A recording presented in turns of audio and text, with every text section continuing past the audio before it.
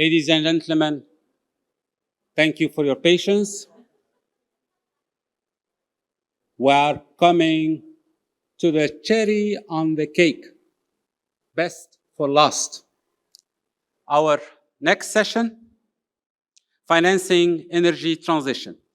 No need for an introduction, as we have most knowledgeable moderator and panelists to set the tone for a most engaging and insightful session.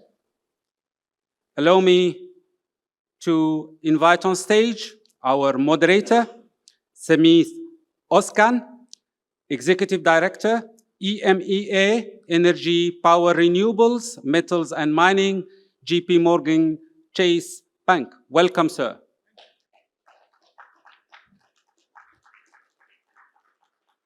Anupama Bhatia, Managing Director, Gunvor Energy Trading. Welcome, lady. Mark Khawaja, Advisor, Strategy and Business Development, the Coral Oil Company Limited. Welcome, sir. Mr. Salah Yilmaz, CFA, Senior Equity Research Analyst, Energy, Oil and Gas Transition, ESG, Bloomberg. A very warm welcome to our panelists. The floor is yours, sir. It works, right? The mic is The working. floor is yours. Now I can You hear are myself. mic'd up. Yeah. Thank you very much.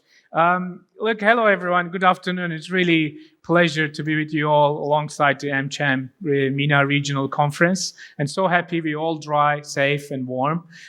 This is the 12th edition. It's a gathering that we're all looking forward to being present in one way or another, not only to collaborate within various industries in the US MENA corridor, but also, I think more importantly, in my opinion, to exchange ideas and learn from each other and improve our knowledge, governance, and leadership for the benefit of investments, trade, export, and growth in the region.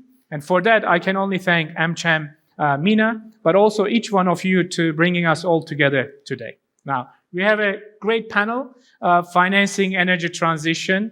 I'm looking forward to getting into more detailed discussions around it. But briefly on our panel, in evolving business landscape today, the intersection of energy or economic diversification, energy transition, sustainability, or transition finance is really complex and diverse, and it impacts every business, regardless of size and sector, but also at the same time present meaningful pockets of opportunities. And Middle East and North Africa is no exception in this regard.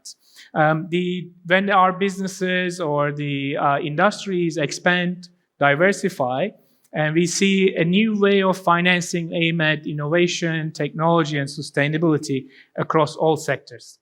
And that's including, but not limited to, oil and gas as well, and it's merging. Against this backdrop, we see, for the corporates, banks, or policymakers, I think they must navigate the ESG considerations, the partnerships, and market demand a lot more in detail. And today's panel, I think, in my opinion, brings the various parts of this dynamic, landscape to get us into the key trends in the region, the opportunities and challenges, and more importantly to me, the future direction, what we can expect in the coming period, right? So without further ado, I'd love to leave the panel to my dear panelists to introduce themselves and set the scene for the great panel. Maybe I start with you, Salih, from far end, sure. And all the way back, and maybe last Mark to give him some space. You just landed and join us right now. Thank you, Sami. It's great to be here. My name is Salih Yilmaz. I am one of the senior energy analysts for Bloomberg Intelligence. I've been covering the energy space for over 10 years, mostly out of London. But about a couple of years ago, I moved to Dubai, launching our energy coverage in the region. And my coverage is mostly oil and gas equities, but of course, I write a lot of research on oil as a commodity and on OPEC strategy as well. Looking forward to asking you really tough questions. Anupama, please. Yeah, hi. I'm glad to be here, and previous sessions were really good. So hope we'll also be engaging as well for all of you. And I've been in the oil industry for over 20 years now. I'm a chartered accountant by profession, so have been mostly on the finance and banking side of the stuff. But have seen the oil industry very closely. Been with Gunvor for a very short while at the moment. Just 6 months back, I joined them. But prior to that, I've been with OQ Trading, which was for 5 years. I was heading the treasury there, and prior to that, a few more oil trading companies as CFO. So yeah, I hope I'll be able to do justice to the panel. You will? Mark, I guess. Hello. Yeah. Hi, Seth. everyone. Hi, everyone. Yeah, so I'm Mark. I'm a strategy advisor for business development for the Coral Oil Company. So as Coral Oil, we import and trade and distribute oil in Lebanon. We've been in the business for the past 30 years. And I'm excited today to talk about energy transition, to talk about the practicality and the technicality of what we've been doing for the past few years. We have a lot more topic. And look, there are two parts to this. There's the panel and there's the audience. And I will come back to you with questions, whether voluntarily or not voluntarily. So keep it up. Last session, just before our drinks.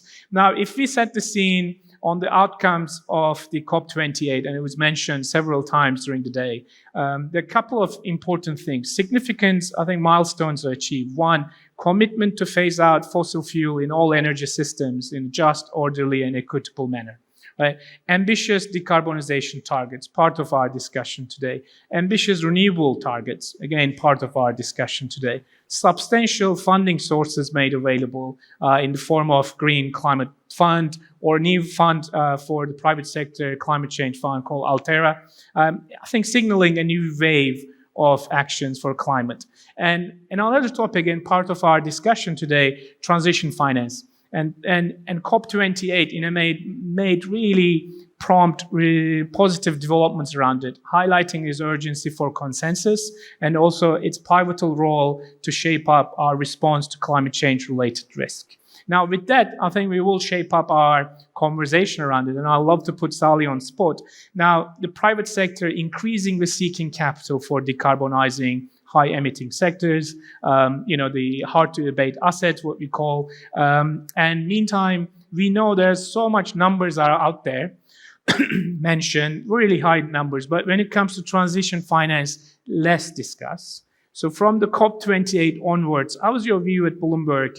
How are the markets reacting at the global / let's say, regional financial markets in investments into renewables, decarbonizations, etc.? And let's set the tone for the rest of the panel. Sure. From your I side. mean, when I think about COP28 and from where I'm standing within the company, covering oil and gas companies, looking at these companies and how their strategies for transition are shaping up. And these strategies and plans are ever evolving. They're subject to change, which we're seeing, especially with the European oil majors.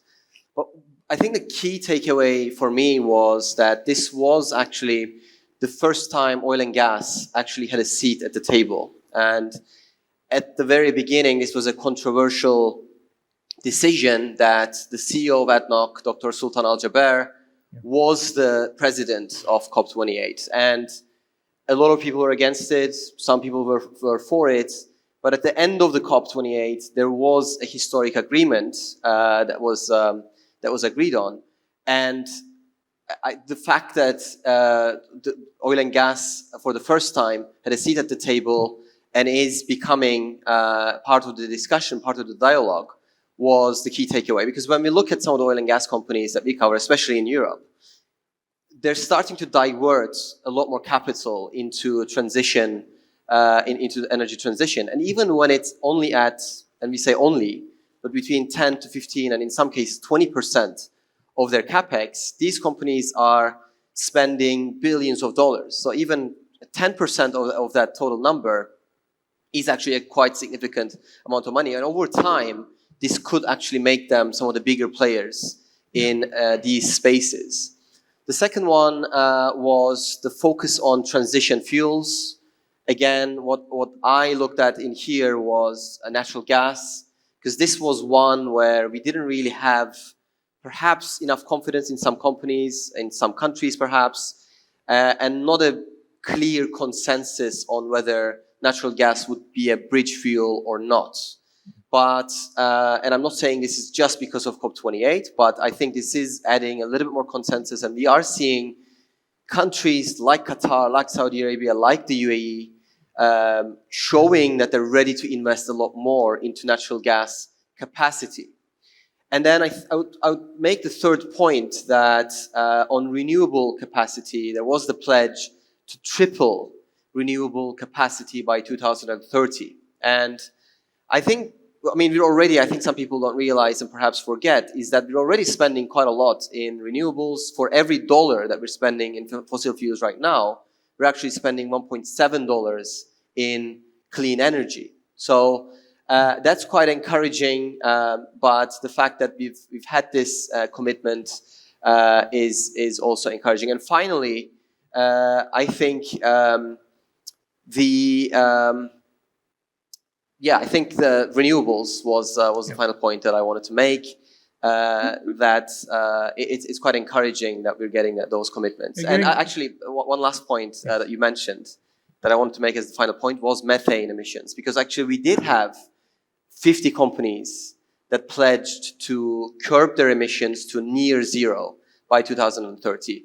I should give the caveat that commitment is one thing, and of course, these companies need to stick to these commitments. The good news with methane, I think, is that we don't really rely on necessarily any new technology. When it comes to methane, it really is up to these companies focusing on it and committing to it. But again, I make that point because in previous COPs, we saw a lot of pledges, perhaps, for example, around coal. And then when we did have the energy crisis and when energy security was once again very important, we saw countries going back to burning more coal again. So it's very encouraging that we have these pledges. It's very encouraging that we're seeing this in both clean energy and both on methane emissions. But it's equally important, I think, that these countries and companies stick to these commitments. No, I think this balancing act for the transition, the security, sustainability is very important. You mentioned Europe, but I'd love to come back to you for the US, given we're in AmCham conference. And then, of course, transition fluid, very happy that we have Anupama. When it comes to LNG, I'd love to touch upon that one. Now, Anupama, then if we continue with you, and that will be then order, in many ways, from an international oil and gas trading company, how do you guys approach the energy transition, financing, and other aspects? How does Treasury play a role within the overall scheme of things? Because whenever we have these conversations, always is financing, always the business side, but Treasury is a key aspect for across all the business lines. So I'd love to hear your views and LNG. Right. So, see, when we talk of energy transition, one thing which we have to really keep in mind, those are the three main aspects of any energy transition phase is that, okay, what is the affordability, what is the availability, and what is the sustainability of any energy transition that we are talking about.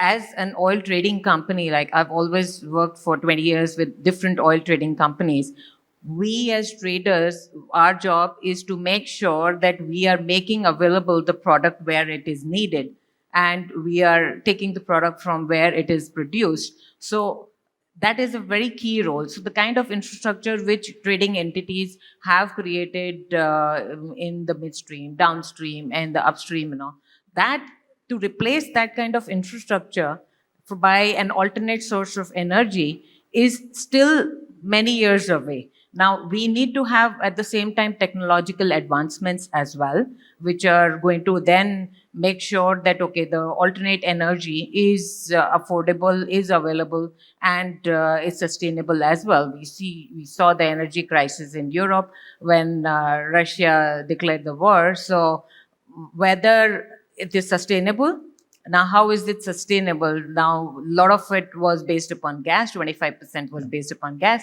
and we saw the gas prices surging. Now, as a trader, as Gunvor, for us, LNG is the very big business. Almost 50% of our turnover comes from LNG, and we definitely see to it that, okay, that is the way forward. And in terms of when we talk of transition, we also have a refinery, Ingolstadt refinery in Germany, and where we see that, okay, we are taking care of the scope 1 energy emission reduction, which we have to do. Then combined with that, we have an ESG target as well. So when we talk of banking for the refinery, then we have a borrowing-based facility, which is there for the refinery. And it has our ESG targets, whereas there is reduction of water consumption, more efficient usage of power, more efficient waste management. So all these targets are set in there, which then help us to reduce our emissions, and we then get a uptick on what we are doing in the ESG space, and we get a lower funding cost as well when it is related to ESG. Banks are more than happy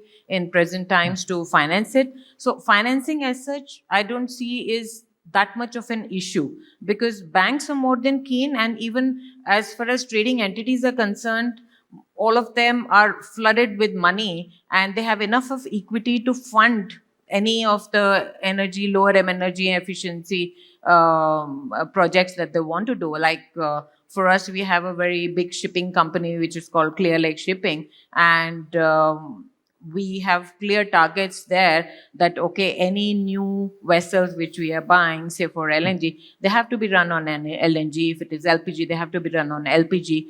So it is a transition, and we are committed to that. And then we are also looking at combining the traditional fuel with, say, methanol, so that the emission is reduced by 20%. So these kind of initiatives are long-term initiatives, but it happens in a phased manner, and it is happening in a phased manner. I mean, but to think that, okay, all of a sudden, say, oil will go away from the market or we'll be able to switch, that is not going to happen, because if you see, the energy needs of the world are still dependent 80% on fossil fuel itself. So how do you replace that? So, and all of us different industries have to work together to make sure that, okay, we are reducing it year by year, we are reducing it, we are taking care of the COP28 standards which have been fixed, and what kind of ambitious targets companies have been given, governments have been given. Now, governments have to have a private public participation for all these projects. And most of the times you would find that it's oil producing companies which are investing heavily into alternate resources of energy as well, because that's where the money is, and that's where they understand the market very well, and they understand the consumer need as well. So the way years have been spent to create the necessary infrastructure by the oil industry, still there is a lot of work to be done in the alternate source of energy. Yeah. I mean, such an insightful. I'm just taking notes. Self-sufficient, self-fueled vessels. I love that one. And then, of course, ESG targets, and for everyone, borrowing-based financing solutions, the real economy, real targets, and real reductions. Oil is part of the mix. And I was reading the other day a report, the oil to reach out the global energy mix of 10%, it took 40 years. So it takes time to change the energy infrastructure, but mix is clearly going to be low carbon. Love to take it to a local space, Mark. How do you guys looking at, given the focus is energy transition, in your day-to-day operations, how is it impacting you guys? So at Coral, what we've been doing, actually, it's been quite exciting. So what we did is that we embedded energy transition and sustainability in our core of our strategy, our corporate strategy. And that was back in 2020. And since then, we have worked on many initiatives. You can see that a lot of international institutions have been doing that. But what we decided to do is that we identify 5 main initiatives that we also incorporated them in our business model, and not only in our CSR and in our ESG ambitions. So what we did is that we joined the UN Global Compact, and we have committed to reduce 30% of our carbon footprint within 3 years. So since 2021, what we did is that we succeeded to decrease carbon footprint by 70% across all our stations, and that has been quite a successful journey. We have a long way to go as an oil and gas company across the whole value chain, across the whole supply chain of our business. Another thing that we've been working on was installing solar panels. That was quite a huge project for us, and we are currently working on that.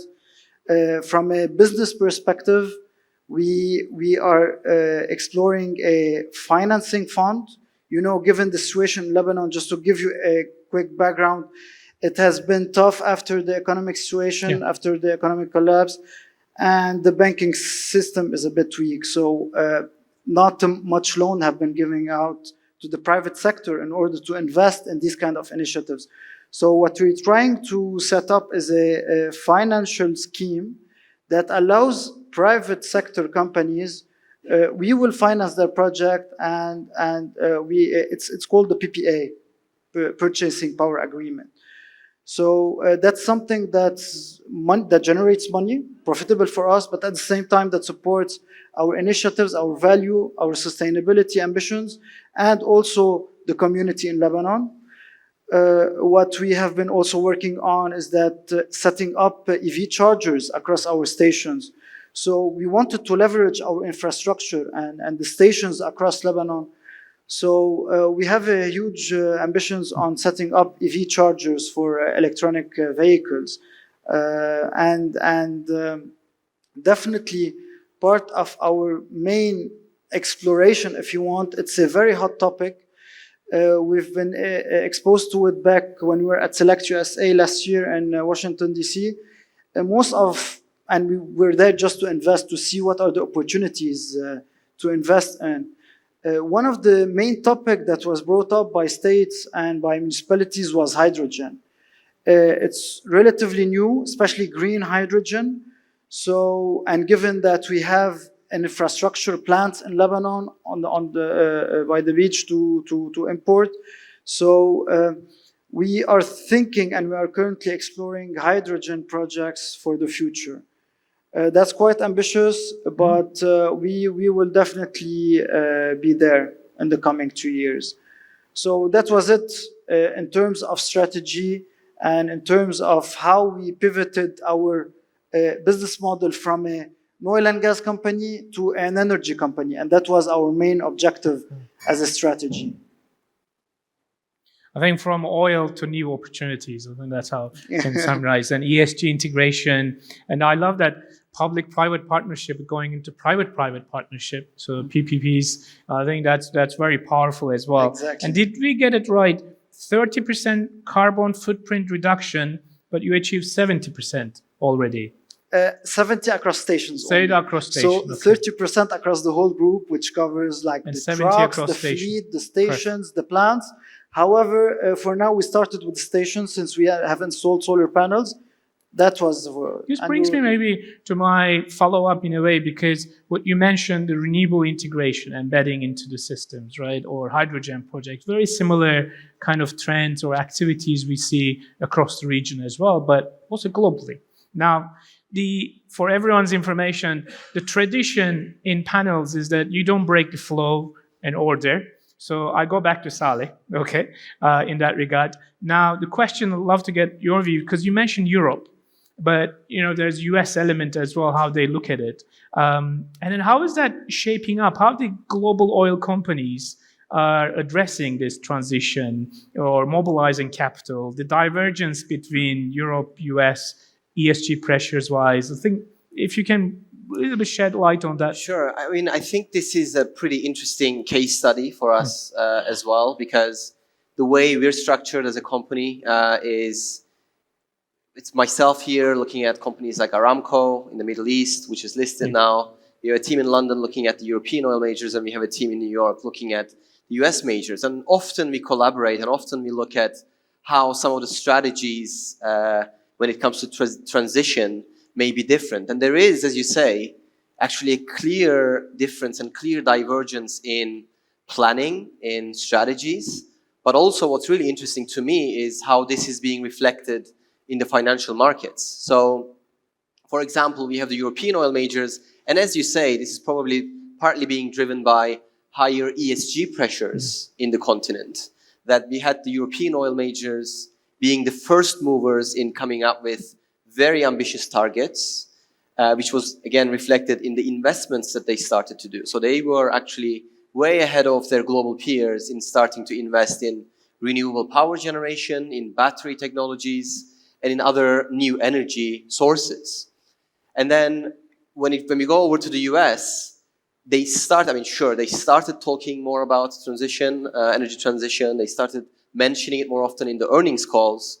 But when you look at their actions, in the last 12 months, we had a couple of mega deals in the oil and gas space. So there's clearly more confidence in oil demand growth, and they're actually not investing as much. And when it comes to pledging on climate, they're actually behind the European peers. And when you look at Aramco, when you look at ADNOC, they are in a place where they are very much committed still to the legacy businesses, and that is giving them a lot higher returns. But they are also starting to talk about it a lot more. And I think they will be in a position, perhaps, they're not first movers, but they will be in a position to perhaps pick the winners and perhaps through inorganic growth, pick the companies in these new energy spaces where they need to be spending more in the transition. And I think, again, as I mentioned, the interesting part for me is how this is being reflected in the valuation of these companies. So when you look at the European oil companies, European oil majors, and when you look at their PE ratios, it's about half of where the US companies are. And essentially that's the market telling these companies that, I mean, if you are diverting your capital away from the legacy oil and gas businesses where returns on conventional oil projects currently are higher than 20%, you're putting more capital into renewables projects where it's 6 to 8%, then that will be reflected in the valuation. And then, of course, we have the US majors. It's about twice when it comes to valuation. And we have Aramco, which is even higher, but that's, I think, a special situation, of course, because it's low liquidity, a lot of regional ownership of the stock.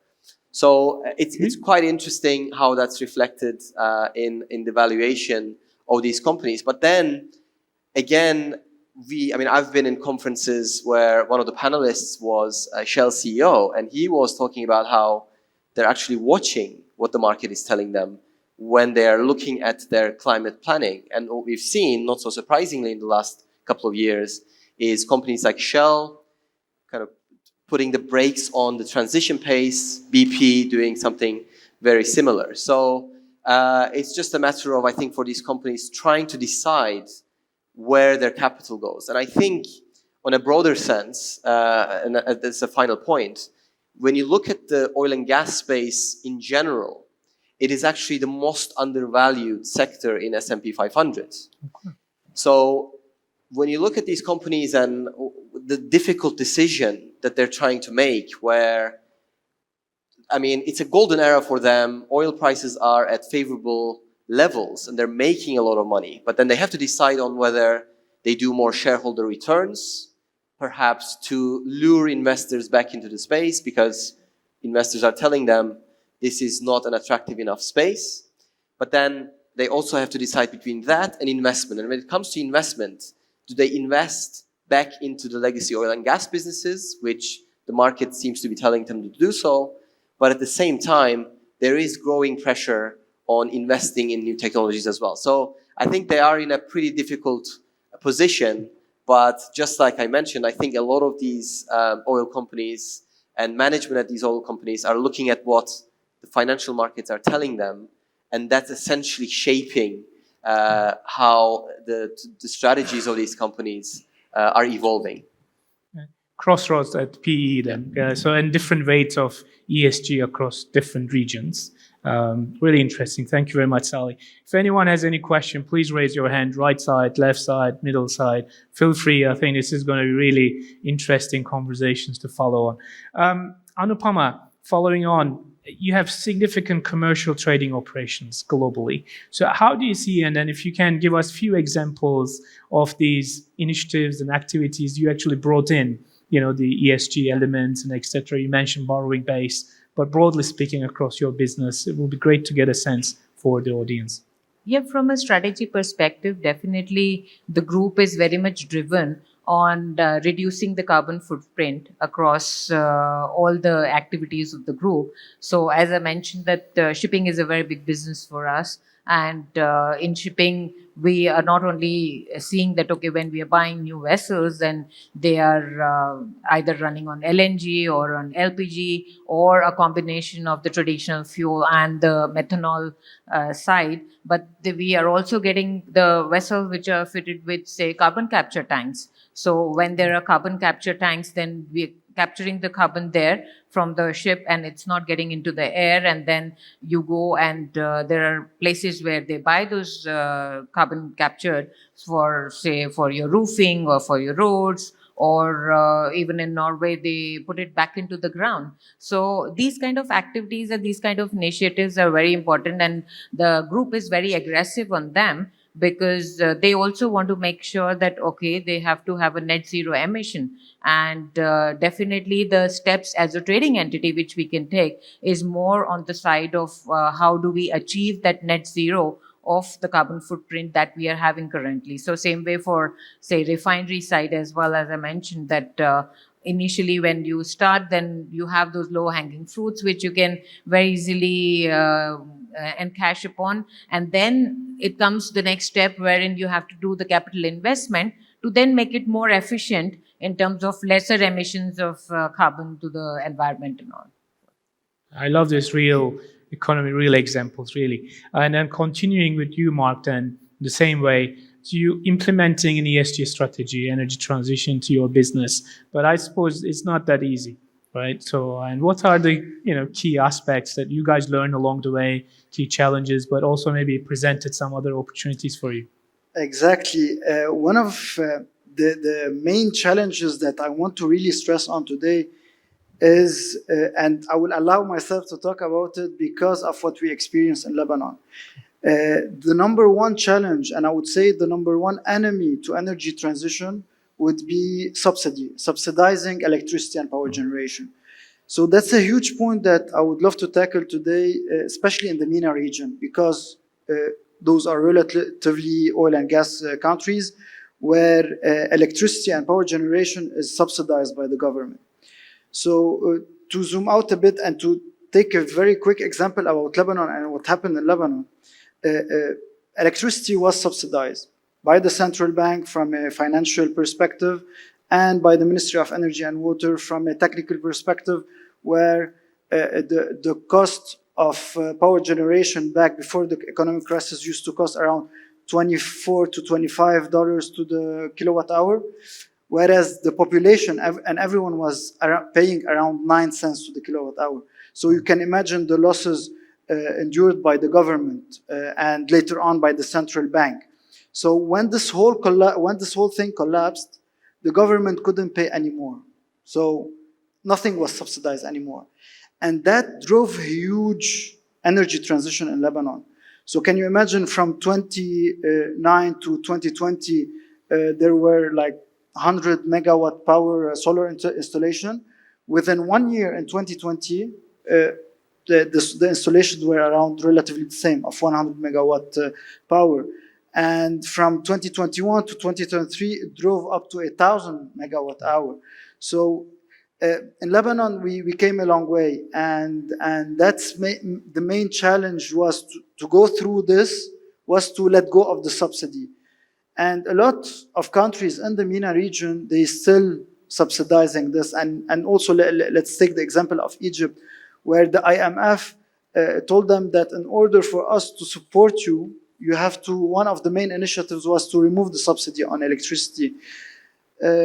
So I would say the main challenge and the number one enemy in the region, enemy in the MENA region, is the subsidizing electricity and power generation. Getting more private sector to address its own challenges. At the end of the day, it doesn't make sense for the population and for the private sector to pay more for solar panel installation than what I'm getting from the government as subsidy. Correct. Look, I hear we have 5 minutes. Is it right? Wow. Okay, time. Huh? All right, fantastic. Time flies. Now, get back to you, Sally. I think in my mind there's one question, oil price. But they say, and I think we all heard, data is the new oil. And at a platform like Bloomberg, what does it mean, data, insight, analytics, for us to get a sense of the opportunities and also manage some of the challenges in the volatility, etc.? So, and please, oil price will be great to hear. Yes, I'll try to keep this relatively it's okay. brief. So we've actually ESG has been a focus for us as a company and as a platform, and we've built out a specific team for ESG, and our ESG team has been building tools around carbon reduction commitments, carbon footprinting through the supply chain. Of course, we have when it comes to ESG, we have the rankings and the ratings and then the rankings. And we've done some climate, I think our team has done some climate alpha work on the severe weather events and which sectors and which parts of the economy could actually benefit from them. So, and it's, again, as you say, I think the rationale behind it is data, sometimes relatively easy to get, sometimes not so easy to get, but this is a space where generally it's quite new and it's not easy to find everywhere. So we've been trying to build out databases that could help our investors and our terminal users decide when it comes to ESG related investing. And on the oil price is your question on where I think they're going in the short term, in the long term? Yeah, future direction. So, again, the way I've been trying to summarize our outlook for oil prices is we see 5 key drivers for oil prices in the short to midterm. And I think geopolitical developments is one that we've been talking about a lot and is obviously at the front of everyone's mind. And then the second one is OPEC plus supply policy. So when you look at the first one, and I think these are the two that have arguably been quite bullish drivers. When you look at geopolitical developments, if anything, they would have been bullish, but our analysis shows that there's actually relatively negligible geopolitical risk premium on prices right now. The recent increase that we saw was probably more demand-driven than supply disruption-driven, because despite all the tensions that we had in the Middle East, but also between Russia and Ukraine, we haven't really seen actual disruption in supply. So that's why we haven't really seen that increase being driven by supply, but was rather demand-driven. And OPEC plus supply, of course, this is bullish because we know that the group has a tight grip on supply. They're keeping barrels off the market, and it's just a matter of when they will decide to taper those cuts. And then the other 3, one being the Fed, rate policy, the other one being non-OPEC plus supply, especially US shale, and then on the demand side, the China demand outlook. And I think for a while, and until very recently, one could argue that these were bearish factors, because for a very long time we've been talking about rate hikes, which were, I think, the major overhang on prices. And when it comes to non-OPEC plus supply, US shale and the growth that we saw in that space last year, I think no analyst, including myself, really saw how much US shale supply could grow last year. And then China demand, obviously there was a lot of uncertainty around that. But when you look now, we've started to talk about rate cuts. We're still not sure if that's going to be a rate cut or a rate hike, but you can see that driver turning less bearish.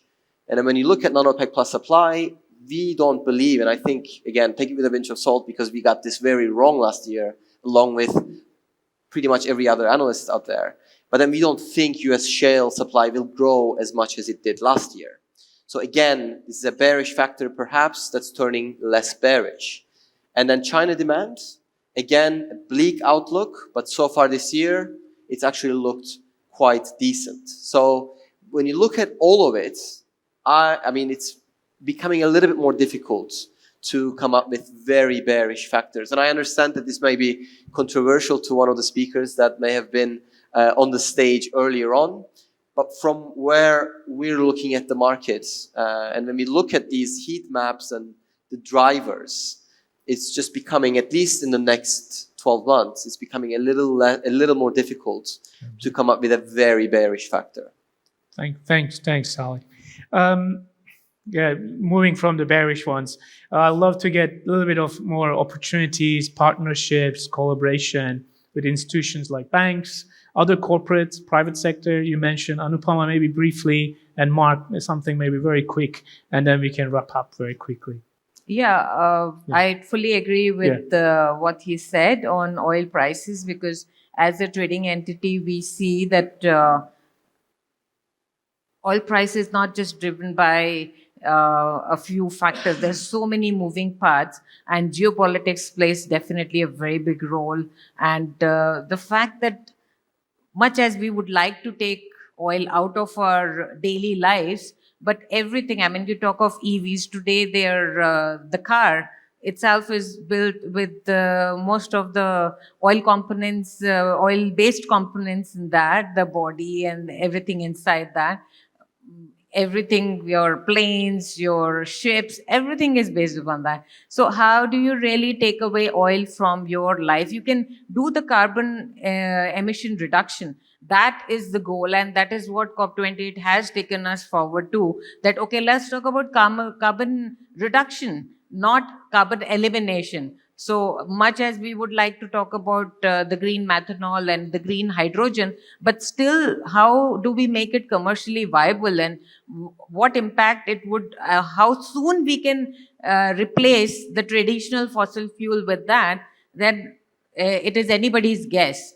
So that's why when it comes to, and that is why the financing institutions also, though they would like to concentrate totally on, say, green energy and transition fuel energy and all, but is there a choice that the world has in terms of the way our lifestyle is, in terms of the way our consuming habits are? And the banks are here to support, and they have been quite supportive in terms of the efforts that oil industry is making to make sure that there are no major disruptions in the availability of the products wherever it is needed. Mark, anything to add? Just very quickly, to build on what was just mentioned. A few things, and away from the banks, because in Lebanon it's a bit different.